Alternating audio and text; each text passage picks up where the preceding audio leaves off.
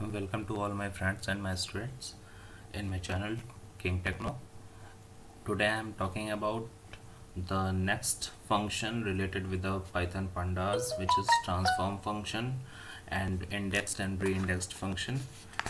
So the transform function transforms the aggregate data by repeating the summary results for each row of the group and makes the result have the same shape as original data. Okay, here I just take a example related with data frame. आप देख रहे हैं import pandas as pd and यहाँ पे देखिए आप लिखा हुआ है df equal to pd dot data frame और यहाँ पे हमने डेटा फ्रेम तैयार किया हुआ है. Okay, now index equal to row 1, row 2, row 3, row 4 and row 5. ये क्यों दिया गया है? देखिए हम लोग क्या करते हैं कि जो हम लोग रिजल्ट्स बनाते हैं, जो हम लोग डेटा फ्रेम स्टोर करते हैं, उसमें तो हमने कॉलम सेट कर दिया है, ABCD कॉलम है और उसके अंदर की वैल्यूज़ ये यहाँ पे रखी हुई हैं, है ना. तो हम चाहते हैं कि सामने इंडेक्स में भी हमारा कुछ लिखा हुआ ऑप्शन आए. तो हमने एक इंडेक्स यहाँ पे जनरेट की है. इंडेक्स हमने जनरेट किया रो 1, row 2, row 3, row 4 and row 5. Okay, और हमने यहाँ पे सेट कर दिया df dot index equal to करके. ये इंडेक्स अंडरस्कोर लगा हुआ है. देखिए ये वेरिएबल है, आप चाहें तो यहाँ कुछ दूसरी वेरिएबल भी ले सकते हैं. यहाँ पे अंडरस्कोर इसलिए लगाया गया था क्योंकि इंडेक्स जो है वो एज अ कीवर्ड यूज़ किया जा रहा है. दैट्स वाई कि यहाँ पे इसमें हमने अंडरस्कोर भी ऐड कर लिया है. ठीक है, तो ये वाली चीज़ें जो है वो आप देख लीजिए. नेक्स्ट हमने क्या किया, df को प्रिंट कर दिया. ठीक है, तो देखिए यहाँ पे रिजल्ट्स आपके सामने कैसे आ रहे हैं. ये रो 1, रो 2, रो 3, रो 4, रो 5 ये इस तरह से लिखा हुआ आ रहा है ना. और कॉलम हमारे तो बने हुए थे. तो अगर हमने ये इंडेक्सिंग नहीं की होती, ये इंडेक्सिंग अगर हमने नहीं की होती तो हमको इतना पार्ट हमको नहीं मिलता. हमको बस मिलता यहाँ से ABCD और यहाँ से वैल्यूज़ मिलती, है ना. तो इस वजह से हमने यहाँ पे इंडेक्स फंक्शन का यूज़ कर लिया और फिर ये वाली चीज़ें हो गई.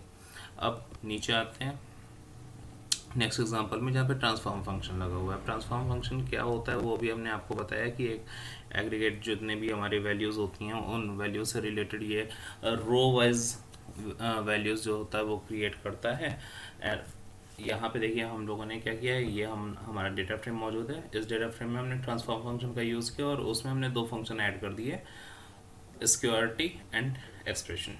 ठीक है, तो ये देखिए दो फंक्शन हमने जो है वो यहाँ पे ऐड कर लिया है. अब ये दोनों फंक्शन जो हैं वो ईच वैल्यूज़ जो हैं उन पर काम करेंगे. तो देखिए हमारा ए वाला कॉलम है, उनके जितने भी रो वैल्यूज़ थी उसके लिए स्क्वायर रूट और एक्सप्रेशंस जो हैं वो निकल करके आ रहे हैं. ऐसे ही फंक्शंस यूज़ किए जाए. आप चाहें तो इसको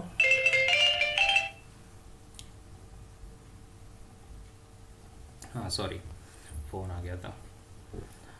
तो आप चाहें तो इसको यूज़ कर सकते हैं.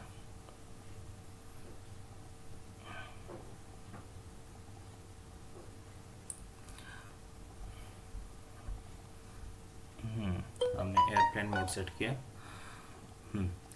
तो इस तरह से आप कोई भी फंक्शन यहाँ पे यूज़ कर सकते हैं जो कि इससे रिलेटेड होगा, df का ट्रांसफॉर्म से फंक्शन. और यहाँ पे सिक्योरिटी एंड एक्सप्रेशन जो है वो यूज़ किया गया है. आप जो चाहे वो फंक्शन यहाँ पे ऐड कर सकते हैं जो आप चाहते हैं कि पर्टिकुलर वैल्यूज़ जो है जनरेट हो इस वजह से. तो देखिए ए के लिए हमने ये बना लिया, बी के लिए बना लिया, सी के लिए देखिए बना लिया. ये सी का सिक्योरिटी यहाँ पे, एक्सप्रेशन यहाँ है और डी यहाँ पे आ गया. अब ये नीचे क्यों आ गया, क्योंकि इधर आगे जगह नहीं मिल रही थी इसलिए इधर नीचे आ गया. ठीक है, नेक्स्ट हमारे पास देखिए इंडेक्स है. इंडेक्स हमने चेंज करना चाहा. पहले हमने वहाँ पे रो 1, रो 2 इस तरह से बनाया हुआ था.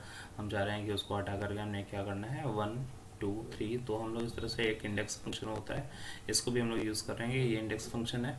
हमने क्या किया कि रो 1 जो पहले से दिया था इसको हटा करके वहाँ पे 1 करेंगे. रो 2 जहाँ दिया था उसको हटा के 2 करेंगे. 3 जहाँ दिया था उसको हटा के ये करेंगे. ठीक है ना. तो ये वाली चीज़ें हैं. तो रो 1 हट करके 1 आ जाएगा, रो 2 हट के 2 आ जाएगा, रो 3 हट के 3 आ जाएगा, रो 4 हट के 4 आ जाएगा, रो 5 हट के 5 आ जाएगा. देखिए यहाँ पे ये चीज़ इस तरह से शो कर रही है. ठीक, यहाँ पे हमने देखिए df लगाया है. अब देखिए यहाँ पे df लगाया है, वापस से जो चीज़ यहाँ पे जनरेट हुई वो जनरेट यहाँ पे हुई, लेकिन जो मेन डेटा फ्रेम था उसमें तो भी रो 1, रो 2, रो 3 वैसे ही रह गया. तो वो चीज़ करने के लिए हमको क्या करना होगा, तो इसके लिए हमारे पास ऑप्शन यहाँ पे दिया हुआ है.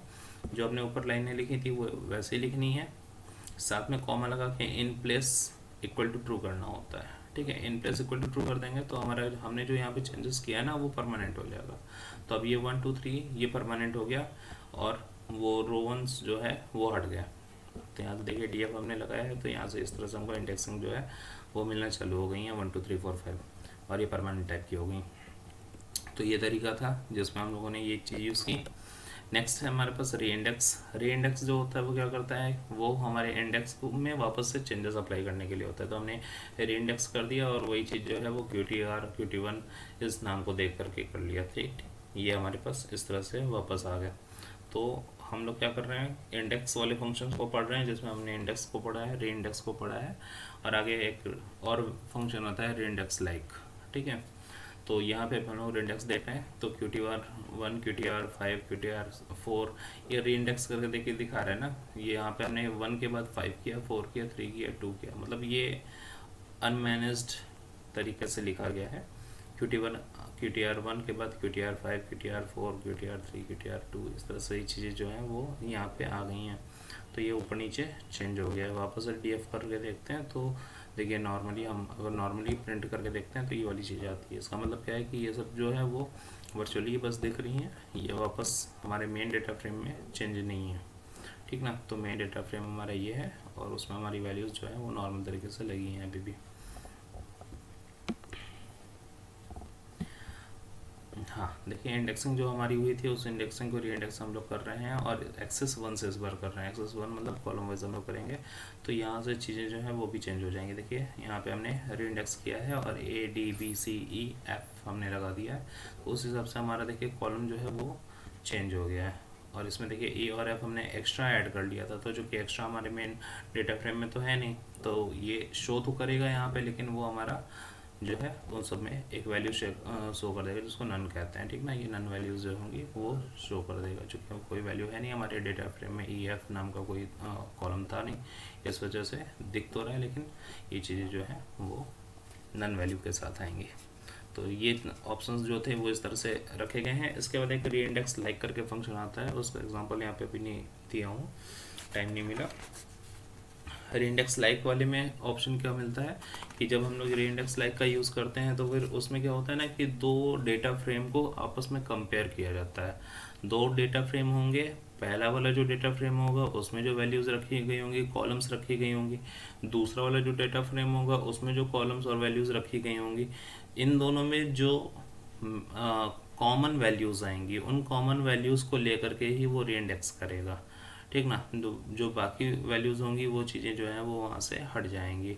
तो ये दो तरीके थे जिसमें हम लोग इन चीज़ों को ऐड करते हैं और री इंडेक्स लाइक फंक्शन जो है वो उसी तरह से यूज़ किया जाएगा।